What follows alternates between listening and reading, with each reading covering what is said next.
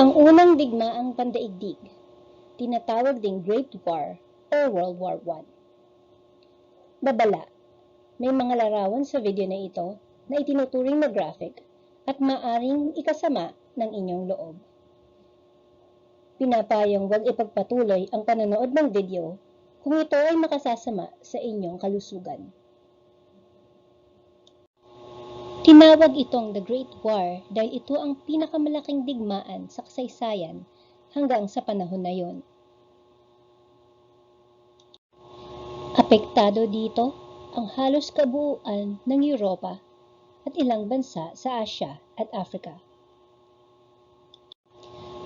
Ang mga dahilan ng digmaan ay ang nasyonalismo, imperialismo, militarismo, at ang pagbuo ng mga alyansa, ang Triple Entente ng England, France at Russia, at ang Triple Alliance ng Germany, Hungary at Italy. Makikita sa mapang ito ang mga lugar na nasakop ng Triple Entente at ng Triple Alliance. Mga pangyayari sa unang digmaang pandaigdig. Ang mga mahahalagang pangyayari, ang simula ng digmaan, ang digmaan sa kanlurang Europe, ang digmaan sa silangang Europe, ang digmaan sa Balkan, at ang digmaan sa karagatan. Ang simula ng digmaan. Noong June 28, 1914, pinatay si Archduke Franz Ferdinand habang naglilibot sa bansang Bosnia. Ang Archduke ang tagapagmana ng Imperyong Austria-Hungary at ang Bosnia ay isa sa mga lugar na sakop nito. Si Gavrilo Princip ay ang Bosnian na pumatay sa Archduke. Ito ang mga larawan ni Franz Ferdinand at Gavrilo Princip.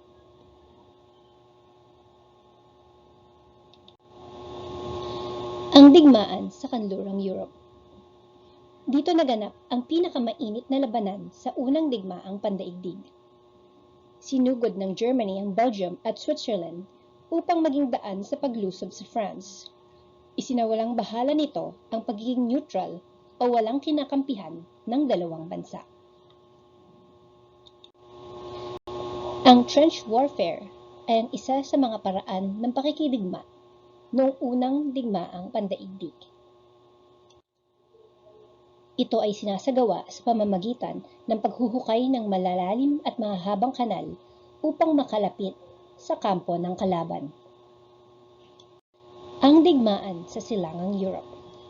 Lumusob ang Russia sa Prussia sa pangunguna ni Grand Duke Nicholas, ang pamangkin ni Tsar Nicholas II. Dumating ang saklolo mula sa Germany at nagpalit-palitan ng pinanalong labanan ang dalawang bansa hanggang makarating sila sa Poland kung saan tuluyang bumagsak ang hukbo ng Russia. Ito ang naging dahilan ng pagkatalo ng dinastiyang Romanov sa Russia at pagsilang ng komunismo sa bansa. Upang makaiwas ang Russia sa digmaan, nakipagsundo si Vladimir Lenin at ang kanyang pamahalaang Bolshevik sa Germany sa pamamagitan ng paglakda sa Treaty of Brest-Litovsk. Iniwan ng Russia ang alyansa at sumapi sa Central Powers. Ang artillery cavalry ay isa pang paraan ng pakikidigma noong unang digmaang pandaigdig. Gumagamit dito ng mga kabayo na siyang humihila ng mga kanyon na itatapat sa mga kalaban.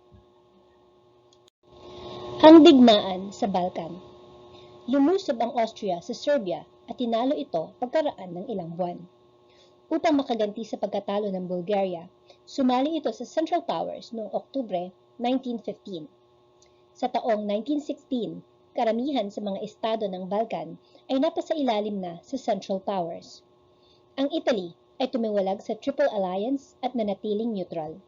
Noong 1915, sumali ito sa League of Nations. Ang digmaan sa Balkan ay kinabibilangan ng mga bansang makikita sa mapang ito.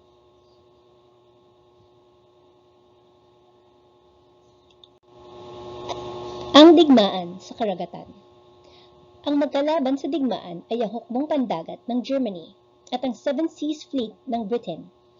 Makapangyarihan ang mga hukbong pandagat ng mga alyado, subalit mabibilis ang mga raider at submarine U-boats ng Germany. Ang pinakamabagsik na U-boat ng Germany ay ang Emden, na napalubog ang Sydney, isang Australian cruiser. Ito ay larawan ng isang barkong na inatake sa digmaan ng karagatan noong unang digmaang pandaigdig. Ang mga bagong armas sa unang digmaang pandaigdig. Sa unang digmaang pandaigdig, ginamit ang rifle at ang barbed wire. Naimbento rin sa panahong ito ang machine gun at ang artillery. Gayon din ang poison gas at ang paggamit ng eroplano sa digmaan. Ang tangke at ang airship ay ginamit din ng mga makabagong armas sa panahon ng unang digmaang pandaigdig.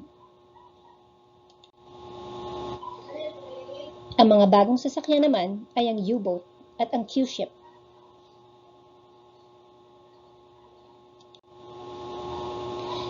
Mga bunga ng digmaan. Ang mga pinsala ng unang digmaang pandaigdig. 8,500,000 na sundalo ang namatay sa labanan. 22 million ang nasugatan. 18 million na sibilyan ang namatay sa gutom, sakit at paghihirap. Napakaraming ari-arian ang nawasak. Naantala ang kalakalan at iba pang gawaing pangkabuhayan. At tinatayang umabot sa 200 bilyong dolyar ang nagastos para sa digmaan. Ito ay larawan ng mga building na nasira sa panahon ng digmaan. Ang mga syudad na nasira, ang mga buildings.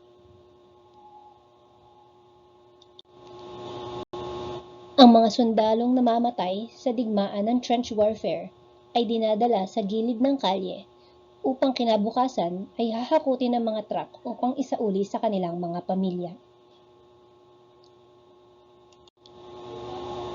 Sa dami ng sundalong namatay, nagkaroon ng mga sementeryong nakalaan lamang para sa mga sundalong nagsilbi sa digmaan. Ang mga sibilyan na nakatira sa syudad ay napilitang magtago sa ilalim ng tunnel sa mga riles ng tren upang makaiwas sa pagsabog na ginagawa sa mga building. Ang mga pagbabagong naganap ng dahil sa unang digmaang pandaigdig. Nagbago ang mapa ng Europe pagkatapos ng digmaan. Nag-iba rin ang kalagayang pampolitika ng daigdig. Nabigo ang mga bansa sa pagkakaroon ng pangmatagalang kapayapaan sa daigdig. Lubhang marahas ang mga parusang iginawad sa Germany at ang kanyang pagkapahiya ay naging dahilan upang muli silang maghanda upang makipaglaban sa alliance. Ang mga lumayang bansa pagkatapos ng unang digmaang pandaigdig ay ang Latvia, Estonia, Lithuania, Finland, Czechoslovakia, Yugoslavia at Albania. Ang mga imperyong nagwakas ay ang Hohenzollern Empire ng Germany, ang Habsburg Empire ng Austria-Hungary, ang Romanov Empire ng Russia at ang Ottoman Empire ng Turkey.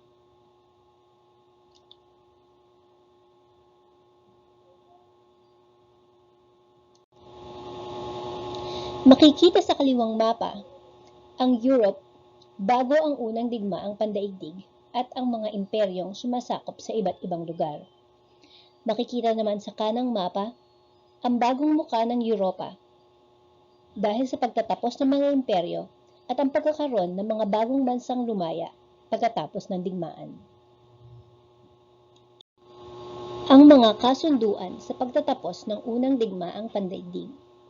Nagkaroon ng pagpupulong sa Paris noong 1919 hanggang 1920 ang tinatawag na Big Four Ito ay sina Woodrow Wilson ng United States, David Lloyd George ng England, Vittorio Emanuele Orlando ng Italy, at si Georges Clemenceau ng France.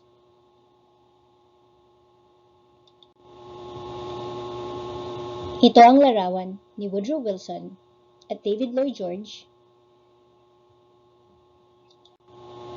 At ito naman, sina Vittorio Orlando at Georges Clemenceau.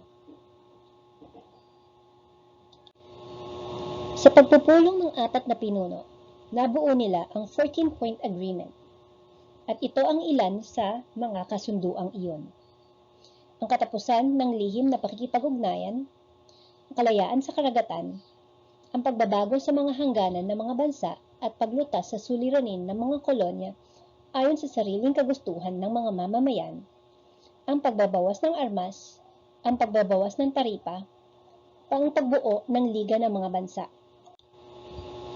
Ang ibang panglaman ng kasunduan ay ang paghahati-hati ng mga tinatawag na spoils of war at ang mga parusa na matatanggap ng mga natalong bansa. Ito ay ang watawat ng nabuong League of Nations. Ang League of Nations ay tinatag ayon sa Treaty of Versailles na ang pangunahing layunin ay ang mga sumusunod: ang maiwasan ng digmaan, protektahan ang mga kasaping bansa sa pananalakay ng iba, lumutas sa mga usapin at hindi pagkakaunawaan ng mga kasapi, mapalaganap ang pandaigdigang pagtutulungan, at mapalaganap ang kasunduang pangkapayapaan. Ilan sa mga nagawa ng League of Nations ay ang mga sumusunod: pinamahalaan ang rehabilitasyon ng mga sundalo pagkatapos ng digmaan, pinangasiwaan ang mga mandate, at napigil ang ilang maliliit na digmaan sa pagitan ng France at Sweden noong 1920, Bulgaria at Greece noong 1925, at Colombia at Peru noong 1934.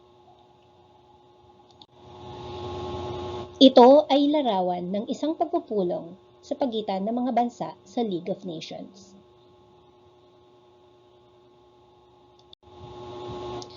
Ang mga lihim na kasunduan.